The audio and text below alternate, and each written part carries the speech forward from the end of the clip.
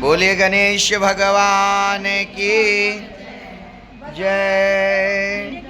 भगवान अपने भक्तों की परीक्षा लेने या उनके दुख और दरिद्रता दूर करने के लिए अक्सर लीला किया करते हैं।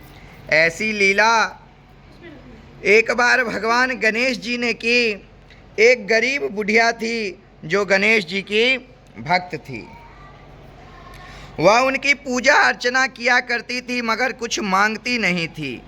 एक दिन गणेश जी ने सोचा कि मुँह से तो यह कुछ मांगेगी नहीं, अतः कुछ ऐसा करना चाहिए जिससे इसके स्वाभिमान को ठेस भी ना पहुँचे और इसका घर भी हीरे जवाहरातों से भर जाए। एक दिन एक चुटकी में चावल और एक छोटी सी कुलिया में एक कुल्हड़ की शकल का मिट्टी का एक छोटा सा बर्तन दूध लेकर मृत्यु लोक में आए और कई घरों में गए और कहा, मेरे लिए खीर बना दो। इतना थोड़ा सा सामान देखकर सबने इनकार कर दिया। घूमते घूमते गणेश जी बुढ़िया के घर पहुँचे और बोले, माई मेरे लिए खीर बना दो। बुढ़िया बोली, हाँ हाँ हाँ, क्यों नहीं, लाओ ये सामान मुझे दे दो। बुढ़िया घर के भीतर गई और चावल के लिए एक तस्तरी और दूध के लिए एक कटोरी ले आई। गणेश जी ने कहा, इस तस्तरी और कटोरी से क्या होगा? चावल के लिए एक परात और दूध के लिए टोप पीतल का एक बड़ा बर्तन लेकर आओ। बुढ़िया घर के भीतर से परात और टोप ले आई। गणेश जी ने चुटकी के चावल परात में डाले तो परात चावलों से लबालब भर गई। टोप में कुलिया का दूध डाला तो वह भी भर गया। बुढ़िया के अचरज का ठिकाना नहीं रहा। बुढ़िया ने तो यह सोचा था कि यह कोई साधारण बच्चा है जो गणेश जी का रूप धरकर यह लीला कर रहा है, मगर जैसे ही उसने यह चमत्कार देखा तो वह समझ गई कि साक्षात गणेश जी उसके द्वार पर आए हैं। अब इससे पहले कि वह कुछ कहती, गणेश जी बोली, माई तू खीर बना, मैं अभी आता हूँ। कहकर गणेश जी अंतर ध्यान हो गए। बुढ़िया ने बहू को आवाज़ लगाकर बाहर बुलाया और सारी बात बताई। सारा सामान देखकर बहू को भी विश्वास हो गया कि साक्षात गणेश जी उनके घर पधारे हैं। अब क्या था, सास बहू दोनों खीर बनाने में जुट गई। जब खीर बन गई तो खीर महक से बहू के मुंह में पानी आ रहा था। उसका मन कर रहा था कि कटोरी भरकर खीर खा ले, मगर सास के होते हुए ऐसा कैसे कर सकती थी, मगर होनी बलवान थी। तभी बुढ़िया बोली, बहू मैं गणेश जी को बुलाकर लाती हूँ, तू खीर का ध्यान रखना। कहकर बुढ़िया गणेश जी को बुलाने चली गई। बहू को अवसर मिल गया। सास के जाते ही करछी से कटोरी में खीर निकालने लगी तो थोड़ी सी खीर जमीन पर गिर गई, मगर बहू ने उस तरफ ध्यान नहीं दिया और कटोरी में खीर लेकर दरवाजे के पीछे बैठकर खाने लगी। उधर बुढ़िया गणेश जी को खोज रही थी। इधर उधर देखा मगर गणेश जी नहीं दिखे तो सोचने लगी कि खोजूं कहाँ कहाँ होंगे। गणेश जी भक्त की पुकार सुनी और भगवान हाजिर हुए। बुढ़िया बोली, चलो गणेश जी अपनी खीर का भोग लगा लो। गणेश जी बोले, हे माई तेरी बहू ने अपने के लिए कटोरी में खीर निकाली तो कुछ खीर जमीन पर गिर गई थी, इस प्रकार मेरा भोग तो लग गया। बुढ़िया बोली, तो अब मैं इतनी सारी खीर का क्या करूं? गणेश जी बोले, तुम अच्छे से खुद खाओ और आस पड़ोस में बांट दो, जो बचे उसे छींके पर रख देना, मैं बाद में आकर ले लूँगा। बुढ़िया घर गई और वैसा ही किया। बची खीर छींके पर टांग दी। दिन ढले गणेश जी आए और बोले, माई मेरी खीर दे। बुढ़िया छींके से खीर उतारने गई तो क्या देखती है कि जिस बर्तन में खीर रखा हुआ था लबालब हीरे मोतियों और जवाहरात से भर पड़ा। बुढ़िया ने घबरा कर गणेश जी की तरफ देखा तो वो मुस्कुराए और आशीर्वाद देकर अंतर ध्यान हो गए। गणेश जी महाराज ने जैसी कृपा बुढ़िया पर की, जैसे धन धान दौलत उसे दी, वैसी धन दौलत सबको दें, वैसी कृपा सब पर बरसाएं। जय गणेश जी की। बोले गणेश भगवान की। गौरी नंदन की।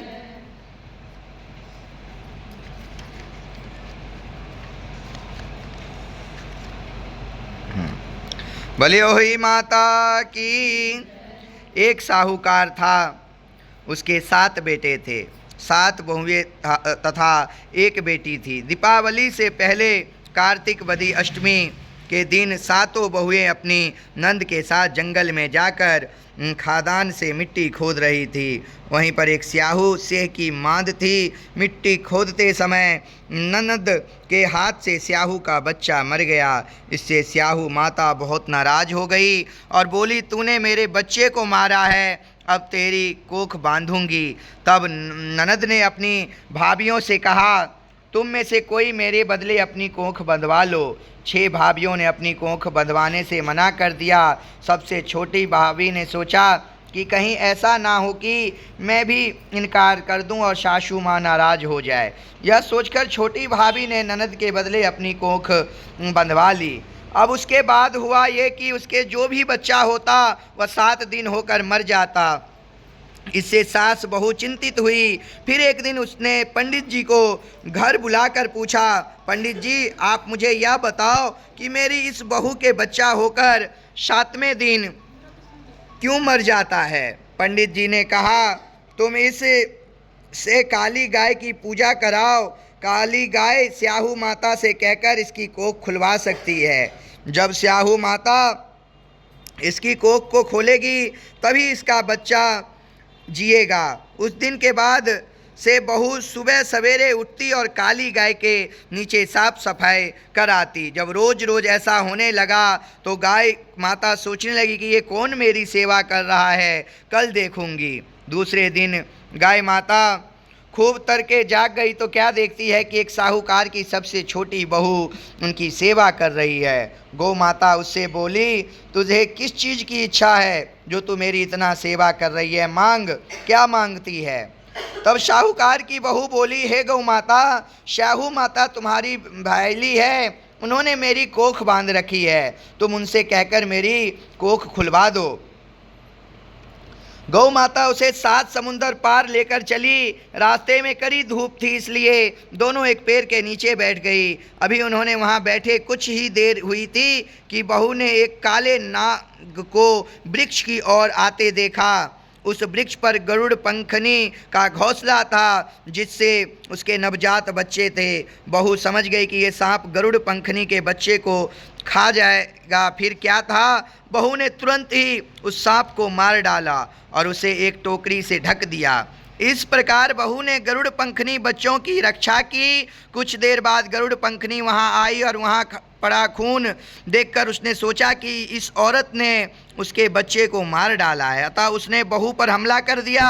अपनी कठोर और पैनी चोंच से वह बहू सिर पर प्रहार करने लगी। तब बहू बोली, क्या करती है, मैंने तो तेरे बच्चे की रक्षा की है और तू मुझ पर ही हमला कर रही है। देख टोकरी हटाकर, यह सांप तेरे बच्चे को मार कर खा जाना चाहता था, मैंने तो इसे मारा है और ये खून भी इसी का है। यह जानकर गरुड़ पंखनी खुश हो गई और बोली, मांग तू क्या मांगती है।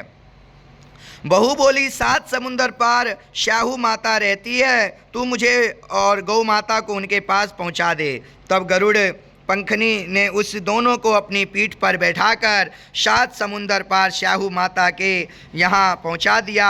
स्याहू माता श्याली गाय को देखकर बोली, बहन बहुत दिनों बाद आई है। फिर बोली, बहन मेरे सिर में बहुत जुएं पड़ गई है, जरा देखो तो। गौ माता ने बहू को इशारा किया तो बहू ने सिलाई से उनकी जुएं निकाल दी। इस पर स्याहू माता ने खुश होकर उसे आशीष दी, तेरे 7 बेटे हों, घर में 7 बहुएं आएँ। बहू बोली, मेरे तो एक बेटा भी नहीं है, 7 कहाँ से आएंगे, मेरी कोख तो तुम्हारे पास बंधी पड़ी है। यह सुनकर स्याहू माता बोली कि तूने तो मुझे ठग लिया, मैं तेरी कोख खोलती तो नहीं, मगर अब मैंने वचन दिया है तो खोलना ही पड़ेगा। तेरे घर तुझे तेरे 7 बेटे और बहुएं मिलेगी। तू जाकर उजमन करना, 7 ओहई बनाकर 7 कढ़ाई करना।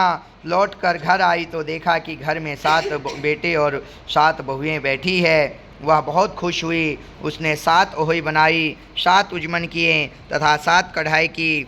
उधर दीपावली के दिन जेठानियाँ आपस में कहने लगी कि जल्दी जल्दी पूजा कर लो, कहीं छोटी बहू अपने मृत बच्चों को याद करके रोने लगे। फिर उन्होंने अपने बच्चों से कहा, जाकर देख आओ कि चाची क्या कर रही है, चाची सोई या नहीं। बच्चों ने आकर देखा कि चाची तो कुछ मांड रही है, खूब उजमन हो रहा है। यह सुनते ही जेठानियाँ दौड़ी दौड़ी उसके घर पहुँची और जाकर पूछा, तो तूने कोख कैसे छुड़ाई? वह बोली कि तुमने तो कोख बंधाई नहीं थी, मैंने बंधा ली थी, मगर अब स्याहू माता ने अपने कृपा करके मेरी कोख खोल दी। स्याहू माता ने जिस प्रकार शाहूकार की बहू की कोख खोली, उसी प्रकार हमारी भी खोलियो, सबकी खोलियो, कहने वाली की खोलियो। जय होई माता की, जय स्याहू माता की, बोले होई माता की जय।